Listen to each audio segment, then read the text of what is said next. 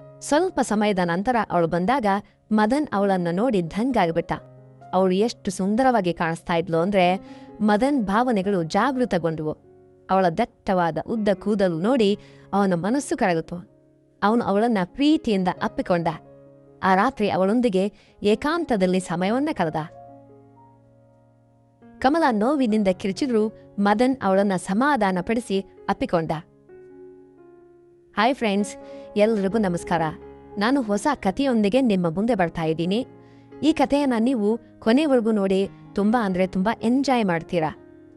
ಹಾಗೇನೆ ನಮ್ಮ ಚಾನಲನ್ನು ನೀವು ಸಬ್ಸ್ಕ್ರೈಬ್ ಮಾಡಿಲ್ಲ ಅಂದ್ರೆ ದಯವಿಟ್ಟು ಸಬ್ಸ್ಕ್ರೈಬ್ ಮಾಡಿ ಹೊಸ ಕಥೆ ಬರೆಯೋದಕ್ಕೆ ನಮಗೆ ಸಹಕಾರವನ್ನು ನೀಡಿ. ಮದನ್ ನಿನ್ನ ಅತ್ತಿಗೆ ಇದ್ದಾನಲ್ಲ, ಅವಳು ನನಗೆ ಮಗುವನ್ನ ಎತ್ಕೊಳ್ಳೋದಕ್ಕೆ ಬಿಡೋದಿಲ್ಲ. ಕಮಲ ಕಣ್ಣೀರು ಒರೆಸ್ಕೊಳ್ತಾ ಹೇಳಿದ್ಲು. ನೀನು ನನ್ನ ಮಗುವನ್ನ ಕೆಳಗೆ ಬೀಳಿಸ್ಬಿಡ್ತೀಯಾ ಅಂತೇಳಿ ಅವಳು ಹೇಳ್ತಾಳೆ. ಮದನ್ ಆಗ್ಲೇ ತುಂಬಾ ಬೇಸರದಲ್ಲಿದ್ದ. ಅವನು ಓರೆಗಣ್ಣಿನಿಂದ ಕಮಲ ಕಡೆಗೆ ನೋಡ್ದ. ಅವಳಲ್ಲಿ ಮಿತಿ ಮೀರಿದ ಹಠ ಇತ್ತು. ಈಗಲೂ 2 ಜುಪ್ಪುಗಳನ್ನ ಹಾಕಿಕೊಂಡು ಕೈಯಲ್ಲಿ ಕೆಡ್ಡಿ ಬೇರನ್ನ ಹಿಡಿದು ಚಿಕ್ಕ ಮಕ್ಕಳಂತೆ ಮಾತಾಡ್ತಾ ಇದ್ಲು. ಮದನ್ನಿಗೆ ತನ್ನ ತಂದೆಯ ಮೇಲೆ ಸಿಟ್ಟು ಬಂತು. ಯಾಕಂದ್ರೆ ಅವಳು ತನಗಿಂತ 10 ವರ್ಷ ಚಿಕ್ಕ ಹುಡುಗಿಯ ಜೊತೆ ಮದುವೆಯನ್ನ ಮಾಡಿಸಿ ಅವನನ್ನ ಸಂಕಷ್ಟಕ್ಕೆ ಸಿಲುಕಿಸಿದ್ರು ಅವಳ ತಂದೆ. ಅವನಿಗೆ 31 ವರ್ಷ, ಕಮಲ ಅವನಿಗಿಂತ 10 ವರ್ಷ ಚಿಕ್ಕವಳು.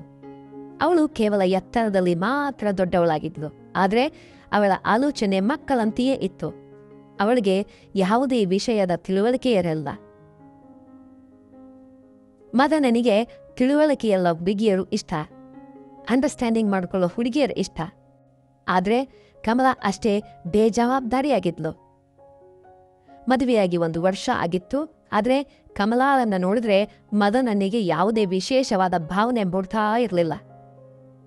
ಒಂದು ವೇಳೆ ಅವಳ ಹತ್ತಿರ ಹೋಗಲು ಪ್ರಯತ್ನಿಸಿದ್ರೂ ಅವಳು ಎದುರಿ ಅಳೋದಕ್ಕೆ ಶುರು ಮಾಡ್ತಾ ಇದ್ಲು. ಮದನ್ ಮತ್ತು ಗೋಪಿ ಇಬ್ಬರ ಮದುವೆ ಒಂದೇ ಸಮಯದಲ್ಲೇ ನಡೆದಿತ್ತು.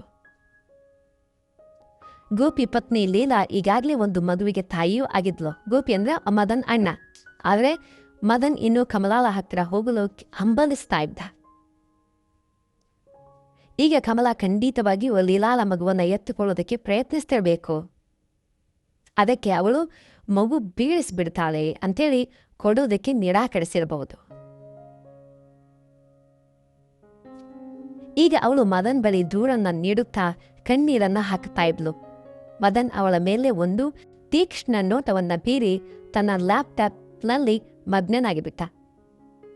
ಅವಳು ಹೇಳೋದಕ್ಕೆ ಆರಂಭಿಸಿದ್ಲು. ಮದನ್, ನನಗೆ ನನ್ನದೇ ಮಗು ಬೇಕು, ನನಗೆ ಮಗುವನ್ನ ತಂದುಕೊಡು. ಕಮಲಾಳ ಈ ಬೇಡಿಕೆಯನ್ನ ಕೇಳಿ ಅವನು ಆಶ್ಚರ್ಯದಿಂದ ಕಣ್ಣು ಬಿಟ್ಟು ನೋಡಿದ. ಮದನ್ ಹೇಳಿದ, ಕಮಲ, ಮಗು ಅಂಗಡಿಯಲ್ಲಿ ಸಿಗೋದಿಲ್ಲ. ಮಗು ತಂದುಕೊಡಬೇಕಂತೆ. ಮಗು ದೂರ ಹೋಗು,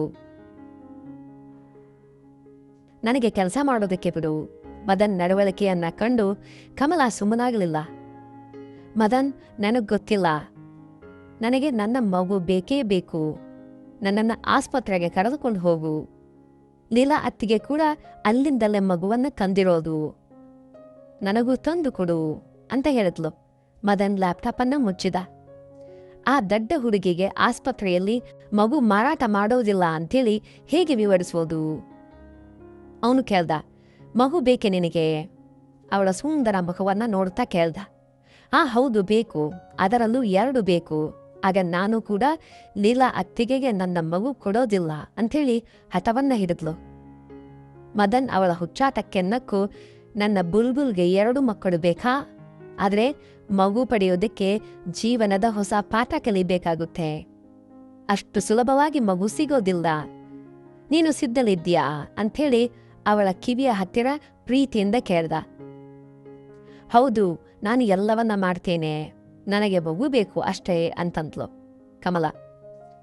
ಮದನ್ ಕೇಳ್ದ, ನೀನು ಗಾಬರಿಗೊಳ್ಳೋದಿಲ್ಲ ತಾನೇ?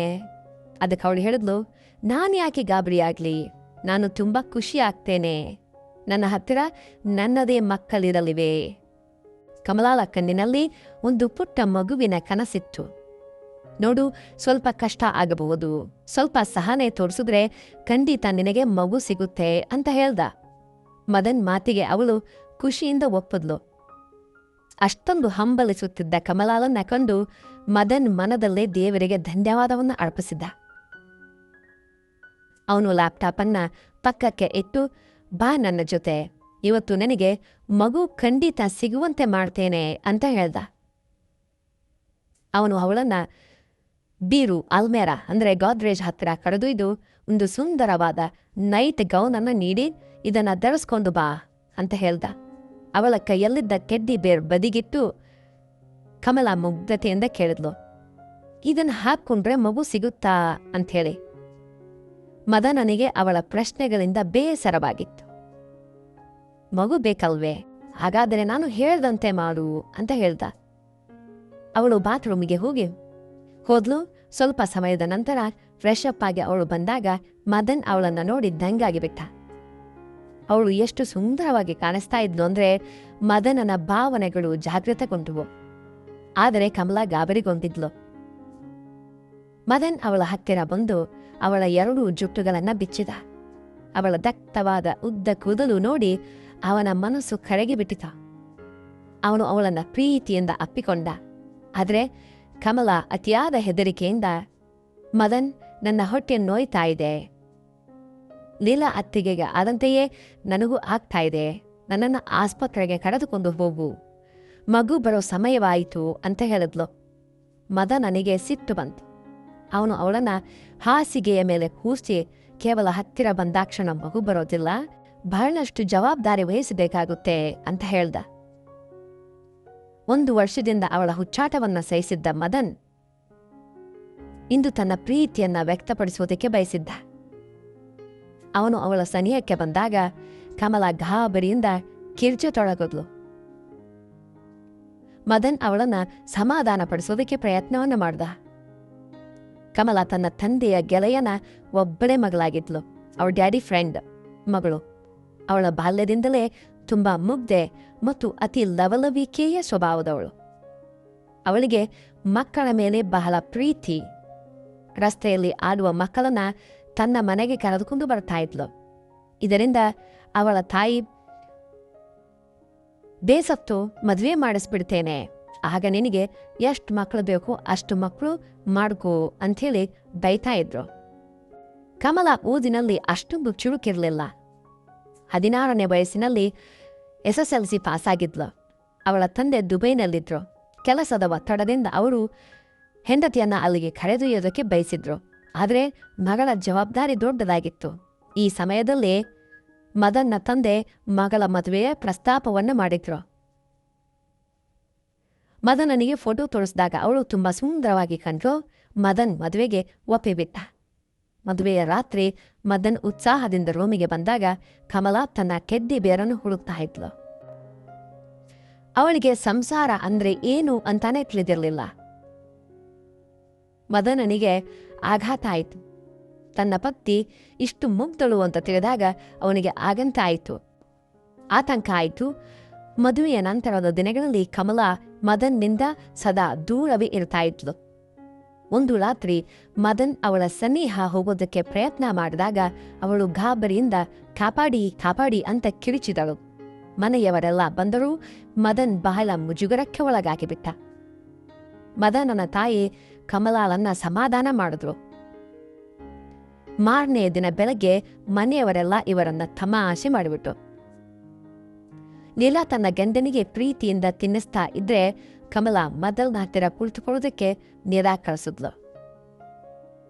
ಸಂಜೆ ಹೊತ್ತಿಗೆ ಮದನ್ ಅವಳ ಹತ್ತಿರ ಬಂದು ಪ್ರೀತಿಯಿಂದ ಮಾತಾಡೋದಕ್ಕೆ ಹೋದ್ರೆ ನೀನು ಸರಿಯಿಲ್ಲ, ನಿನ್ನ ಹತ್ತಿರ ಬರೋದಿಲ್ಲ ಅಂಥೇಳಿ ಹಠ ಮಾಡಿದ್ಲು. ಮದನ್ ತಾಳ್ಮೆ ಪರೀಕ್ಷೆಯಾಗ್ತಾ ಇತ್ತು. ಕಮಲ್ ಏರಿಯಾದ ಮಕ್ಕಳೊಂದಿಗೆ ಕ್ರಿಕೆಟ್ ಆಡ್ತಾ ಇದ್ಲು. ಕಮಲಾ, ಅಲ್ಲಿ ದೊಡ್ಡ ದೊಡ್ಡ ಬಂಗಲೆಗಳಿದ್ದರೂ ಸಂಜೆ ಹೊತ್ತಿಗೆ ಹುಡುಗ ಹುಡುಗಿಯರು ಹೊರಗೆ ಬರುತ್ತಿದ್ರು. ಯಾರೋ ಬ್ಯಾಡ್ಮಿಂಟನ್ ಆಡಿದ್ರೆ ಇನ್ಯಾರೋ ಕ್ರಿಕೆಟ್ ಆಡ್ತಾ ಇದ್ರು. ಆದರೆ ಕಮಲಾ ಮಕ್ಕಳೊಂದಿಗೆ ಮಗುವಾಗಿ ಆಡ್ತಾ ಇದ್ಲು. ಕಮಲಾಳನ್ನ ಈ ಸ್ಥಿತಿಯಲ್ಲಿ ನೋಡಿ ಮದನನಿಗೆ ತುಂಬಾ ವಿಚಿತ್ರ ಅನ್ನಿಸ್ತು. ಯಾಕಂದ್ರೆ ಅವರ ಗೆಳೆಯರೆಲ್ಲರೂ ಅವನ ಕಾರಿನಲ್ಲಿ ಮನೆಗೆ ಬಿಡೋದಕ್ಕೆ ಬಂತಿದ್ರು. ಅವನು ಇದೇ ಆಲೋಚನೆಯಲ್ಲಿ ಇದ್ದಾಗ ಚೆಂಡು ಅವನ ಗೆಳೆಯನ ಕಾರಿನ ಬಾನೆಟ್ಗೆ ಬಡೀತು. ಅಂದ್ರೆ ಕಾರಿನ ಮುಂದಿನ ಭಾಗಕ್ಕೆ ಬಡೀತು. ಅವನ ಗೆಳೆಯ ಯಾವ ಬದ್ಮಾಶಿದು ಅಂತ ಕೇಳ್ದ. ಆದರೆ ಮದನ್ ಕಣ್ಣು ಎದುರಿಗಿದ್ದ ಕಮಲಾ ಮೇಲೆ ಬಿದ್ದಾಗ ಅವನಿಗೆ ದಿಕ್ಕು ತೋಚದಂತಾಯ್ತು. ಯಾಕಂದ್ರೆ ಅವನ ಗೆಳೆಯರೆಲ್ಲರೂ ಮದನನ ಹೆಂಡತಿಯನ್ನ ಭೇಟಿಯಾಗೋದಕ್ಕೆ ಬಂದಿದ್ರು. ಆದರೆ ಇಲ್ಲಿ ಅತ್ತಿಗೆಯವರು ಬೀದಿಯಲ್ಲಿ ಮಕ್ಕಳೊಂದಿಗೆ, ಅಂದ್ರೆ ಚಿಕ್ಕ ಮಕ್ಕಳೊಂದಿಗೆ ಕ್ರಿಕೆಟ್ ಅನ್ನ ಆಡ್ತಾ ಇದ್ರು. ಕಮಲ ಕ್ರಿಕೆಟ್ ಆಡ್ತಾ ಇದ್ಲು. ಮದನ್ ಗೆಳೆಯ ಎಂತಹ ವಿಚಿತ್ರ ಹುಡುಗಿ ಇವಳು, ಇಷ್ಟು ದೊಡ್ಡವಳಾದರೂ ಮಕ್ಕಳ ಜೊತೆ ಆಡ್ತಾ ಇದ್ದಾಳಲ್ಲ ಅಂಥೇಳಿ ಲೇವಡಿಯನ್ನ ಮಾಡ್ದ. ಮದನನಿಗೆ ನಾಚಿಕೆಯಿಂದ ತಲೆ ಎತ್ತೋದಕ್ಕೆ ಕೂಡ ಸಾಧ್ಯ ಆಗ್ತಾ ಇರಲಿಲ್ಲ. ಅವನು ಕಾರ್ನಿಂದ ಕೆಳಗಿಳಿದು ತನ್ನ ಫ್ರೆಂಡ್ಸಿಗೆ ಸರಿ ನೀವು ಹೋಗಿ ಅಂತ ಹೇಳ್ದ. ಆದರೆ ಗೆಳೆಯರು ಬಿಡ್ಲಿಲ್ಲ. ಹೆಂಗ್ ಬಿಡ್ತಾರೆ ಹೇಳಿ? ನೀನು ನಿನ್ನ ಹೆಂಡತಿಯ ಕೈಯ ಚಹಾ ಕುಡಿಸ್ತೇನೆ ಅಂತಂದಿದ್ದೆ, ನಾವು ಟೀ ಕುಡಿಯೋದನ್ನು ಹೋಗೋದಿಲ್ಲ ಅಂತ ಹೇಳಿದ್ರು. ಮದನ್ ಅವಳು ತವ್ರ ಮನೆಗೆ ಹೋಗಿದ್ದಾಳೆ ಅಂತ ಸುಳ್ಳನ್ನ ಹೇಳ್ದ. ಅವರನ್ನ ಕಳಿಸೋದಕ್ಕೆ ಪ್ರಯತ್ನವನ್ನ ಮಾಡಿದ ಸುಳ್ಳನ್ನ ಹೇಳಿ. ಅವರಿನ್ನ ನೋಡಿರಲಿಲ್ಲ. ಅವನ ಹೆಂಡತಿಯಂದ ಮದುವೆ ಎಷ್ಟು ಅವಸರದಲ್ಲಿ ನಡೆದಿತ್ತು ಅಂದ್ರೆ ಅವನ ಗೆಳೆಯರನ್ನ ಕರೆಯೋದಕ್ಕೆ ಕೂಡ ಸಾಧ್ಯ ಆಗ್ತಿರ್ಲಿಲ್ಲ. ಈಗ ಅವರು ತನ್ನ ಪತ್ನಿಯನ್ನ ನೋಡಿದ ಸ್ಥಿತಿಗೆ ಅವನು ನಾಚಿಗೆಯನ್ನ ಪಟ್ಕೊಂಡಿದ್ದ. ಗೆಳೆಯರು ಹೊರಡುವಷ್ಟರಲ್ಲಿ ಕಮಲ ಅವನನ್ನ ನೋಡಿಬಿಟ್ಲು. ಅವಳು ಓಡಿ ಬಂದು ಒಂದು ಮಗುವನ್ನ ತೋರಿಸಿಯೇ, ನೋಡು ಮದನ್, ಈ ಹುಡುಗ ಇದಾನಲ್ಲ ಎಂತಹ ಚೀಟರ್ ಇದ್ದಾನೆ, ನಾನು ಔಟ್ ಆಗದೇ ಇದ್ರು ಔಟ್ ಅಂತೇಳಿ ಹೇಳ್ತಾ ಇದ್ದಾನೆ ಅಂಥೇಳಿ ಕಂಪ್ಲೇಂಟ್ ಕೊಟ್ಲು. ದೂರನ ನೀಡಿದ್ಲು ಮದನ್ಗೆ. ಮದನ್ ಗೆಳೆಯ ಕಾರನ್ನ ಹಿಂದಕ್ಕೆ ತೆಗೆಯುತ್ತಾ ಇದ್ದ. ತಕ್ಷಣ ನಿಲ್ಲಿಸಿ ಕೆಳಗಿಳಿದು ಬಂದ ಮದನ್ನ ಫ್ರೆಂಡ್. ಮದನ್ ಕಮಲಾಳಿಗೆ ಒಳಗೋಗು ಅಂತ ಗದರಿಸ್ತ.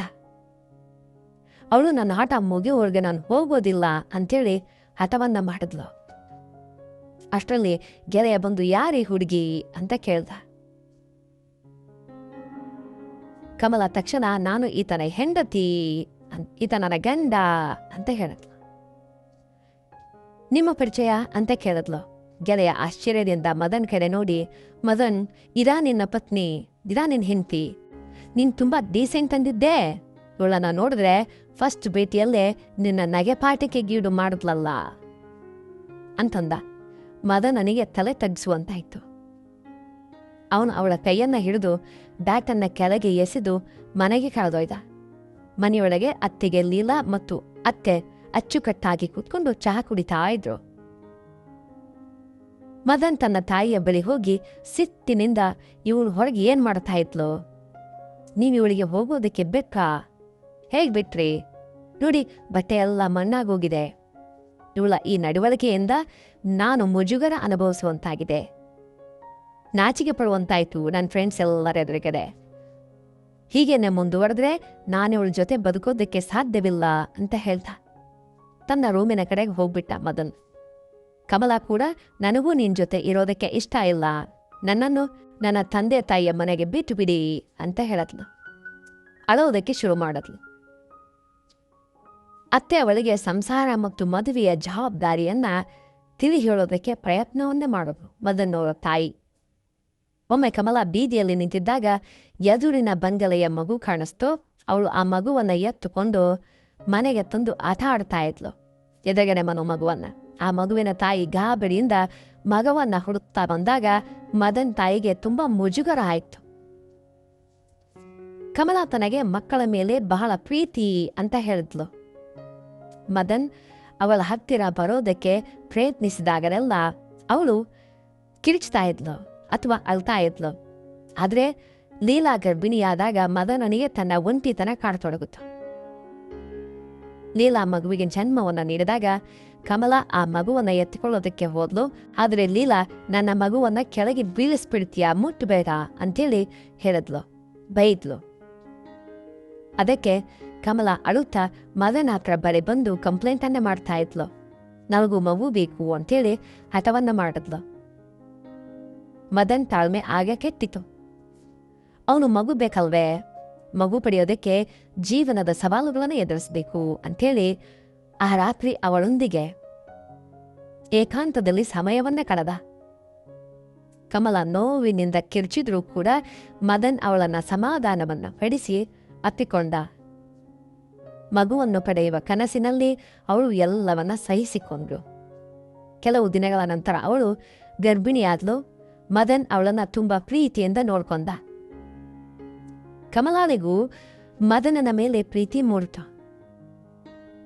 9 ತಿಂಗಳು ಕಳೆಯಿತು. ಪ್ರಸವದ ಸಮಯದಲ್ಲಿ ಕಮಲಾ ತುಂಬಾ ಕಷ್ಟಪಟ್ಲು. ಮದನ್ ಅವಳನ್ನ ಆಸ್ಪತ್ರೆಗೆ ಕರೆದೊಯ್ದ.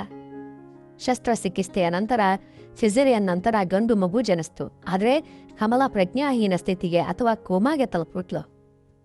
ಮದನ್ ದೇವದಾಸನಂತಾಗ್ಬಿಟ್ಟ. 1 ತಿಂಗಳು 2 ತಿಂಗಳು ಕಳೆದರೂ ಅವಳಿಗೆ ಪ್ರಜ್ಞೆ ಬರಲಿಲ್ಲ. ವೈದ್ಯರು ಆಕೆಯನ್ನ ಬದುಕಿಸೋದು ಕಷ್ಟ ಅಂತ ಹೇಳಿಬಿಟ್ರು. ಆದರೆ ಮದನ್ ತನ್ನ ಮಗನನ್ನ ನೋಡಿಕೊಂಡು ಆಕೆ ಹತ್ತಿರ ತಂದ. ಮಗುವಿನ ಅಳುವಿನ ದನಿಯನ್ನ ಕೇಳಿ ಮಗುವಿನ ಸ್ಪರ್ಶದಿಂದ ಕಮಲಾಳ ಹೃದಯ ಬಡಿತ ಹೆಚ್ಚಾಗಿ ಬಿಟ್ಟಿತು. ಕೊನೆಗೂ ಮಗುವಿನ ಮೇಲೆ ಪ್ರೀತಿಯಿಂದ ಅವಳು ಕೋಮಾದಿಂದ ಹೊರಗೆ ಬಂದು ತಾಯಿಯ ಪ್ರೀತಿ ಅಂತಹದ್ದು. ಮನೆಗೆ ಬಂದ ಮೇಲೆ ಮದನ್ ಅವಳನ್ನ ಇನ್ನಷ್ಟು ಜಾಗರೂಕತೆಯಿಂದ ಪ್ರೀತಿಯಿಂದ ಕೇರ್ ಮಾಡಿಕೊಂಡು ನೋಡ್ಕೊಳ್ಳೋಕೆ ಶುರು ಮಾಡ್ದ. 7 ವರ್ಷಗಳ ನಂತರ ಅವರಿಗೆ 2 ಮಕ್ಕಳಾದ್ರು. ಮದನನಿಗೆ ಇಂದಿಗೂ ಕಮಲ ದೂರವಾಗ್ತಾಳೆ ಅಂತನ್ನುವಂಥ ಭಯ ಇತ್ತು. ಮಕ್ಕಳು ಬೆಳೆದ್ರು. ಮದಲ್ ಕಮಲಾಳನ್ನ ಬಿಡದೆ ಅಪ್ಪಿಕೊಂಡೇ ಮಲಗ್ತಾ ಇದ್ದ. ಕಮಲ ಹೇಳ್ತಾ ಇದ್ಲು, ಮಕ್ಕಳು ಏನಂದುಕೊಳ್ತಾರೆ ಅಂತಂದ್ರು ಅವನು ಕೇಳಿಸ್ತಾ ಇರಲಿಲ್ಲ. ಮಗ ಮನು ಕೂಡ ತನ್ನ ತಾಯಿಯ ಕೈಯನ್ನ ಹಿಡಿದು, ಇದು ನನ್ನ ಮಮ್ಮಿ, ಅಪ್ಪ ನೀವು ಮುಟ್ಟಬೇಡಿ ಅಂತೇಳಿ ತಮಾಷೆಯಾಗಿ ಮಾತಾಡ್ತಾ ಇದ್ದ, ಜಗಳಾಡ್ತಾ ಇದ್ದ. ಒಂದು ಸುಂದರ ಸಂಸಾರ ಅವರದ್ದಾಗಿತ್ತು. ಪ್ರಿಯ ವೀಕ್ಷಕರೇ, ಈ ಕತೆ ನಿಮಗೆ ಇಷ್ಟ ಆದರೆ ನಮ್ಮ ಚಾನಲನ್ನು ದಯವಿಟ್ಟು ಸಬ್ಸ್ಕ್ರೈಬ್ ಮಾಡಿ, ಲೈಕ್ ಮಾಡಿ, ಶೇರ್ ಮಾಡಿ. ಧನ್ಯವಾದಗಳು. ಇನ್ನೊಂದು ಕಥೆಯೊಂದಿಗೆ ಭೇಟಿಯಾಗೋಣ. Have a nice day. Take care. Bye.